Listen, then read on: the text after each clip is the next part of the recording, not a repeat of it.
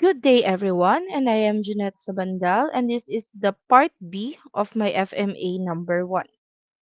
So, for the instruction, these are the instruction given, but I will not be reading this to lessen the time of the presentation. However, I will be reading the questions that was given to us. How different is distance education from the emergency remote instruction that was implemented during the time of COVID-19 pandemic? So I've used ChatGPT and Microsoft Copilot for this. These are the answers.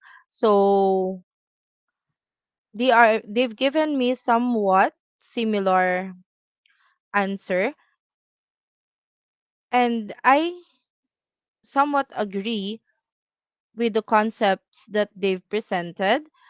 However, it is too general, it is too vague, and too short. It is the summary.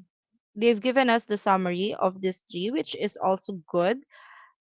I would also like to pinpoint some misconception that was presented. For example, the distance education is deliberately planned and systematically designed for online delivery. So distance education is not just designed for online delivery. There are different modalities that can be used for distance education. So that's one. Then for the references or for the citation of reference for the citation, it is incomplete. For example, here in ChatGPT, the links are not given in which you can access this. And also for APA references in Microsoft Copilot, they've given somewhat complete references since the prompt that was given is APA references. But you also have to check on the references because some of these are not working, and if you're going to check this one, you cannot access these references.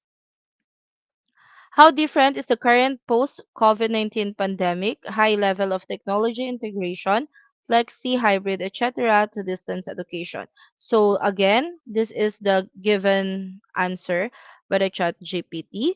And it is, as you can see here, there is already a citation, but it is not cited properly.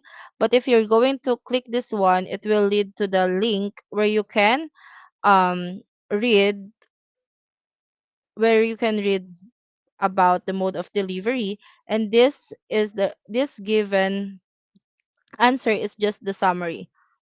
So this is the reference.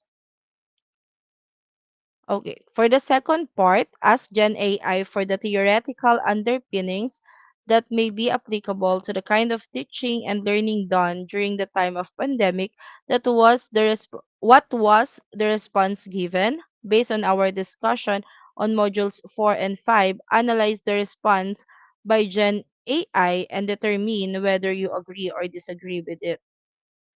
Okay, so for theoretical underpinnings, there are five that was given: the constructivism, social constructivism, connectivism, community of inquiry framework, and then the transactional distance theory. Okay, so focusing on the fourth and the fifth, for the community of inquiry framework and transactional distance theory, which was discussed in modules 4 and 5, these are somewhat correct, but it is again too short and it is just the summary of the discussion. However, if you're going to type or to give another prompt about this one, ChatGPT will also give you a more detailed explanation. So it depends on the prompt that was used. For the third part, or for number three, based on your experience of using Gen AI for this particular assignment, describe the potential role and impact of Gen AI to teaching and learning. what can be the advantages and disadvantages of open AI or ChatGPT to the future of learning and education. So, for the potential role and impact of Gen AI or the advantages, these are just the things that I've experienced right now. So, in using ChatGPT in this activity. So, one, it is a tool for teaching and learning. So, this Gen AI is good as it provides information easily and quickly. It is a learning partner. So, it can also be used as a learning partner. You can collaborate with, you can talk with. Again, as I've mentioned earlier, that depends on the prompt that you are using. The answer of the AI depends on the prompt that you use. The more detailed the prompt that you use, the more detailed the answer is. Information provider. So it provides different information from different sources. And the one good thing about it is already summarized. It is already concise. So you can get the gist that you are looking for, and it can save you more time.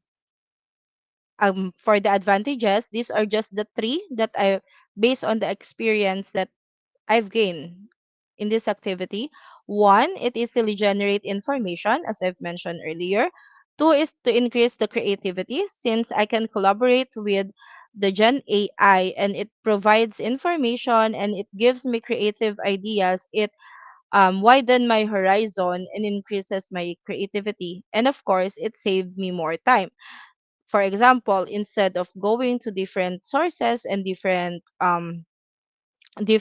books that I will read, it can give me the summary of that book or the summary of the article that I can easily read and get the gist of.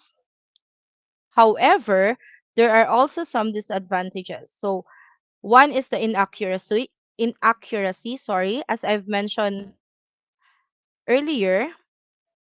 um One of the disadvantage is the inaccuracy. If you use different prompt, it will give you different answer. And because of that, I've pointed some misconception earlier about distance learning. Then the copyright and intellectual property issues. So in citations that was cited, there are some documents that are in private, but the AI can generate information from. So there is an ethical side of that one. And then the lack of originality and contextual understanding. There is great issue on this one, especially in the contextual understanding, since it can provide instant information if a person will depend on chat gpt or InGen AI.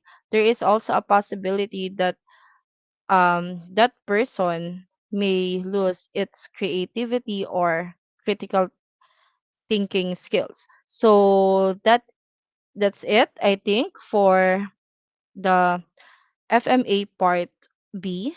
And I hope this concise video, I hit the goal for this FMA. So that will be all. Thank you.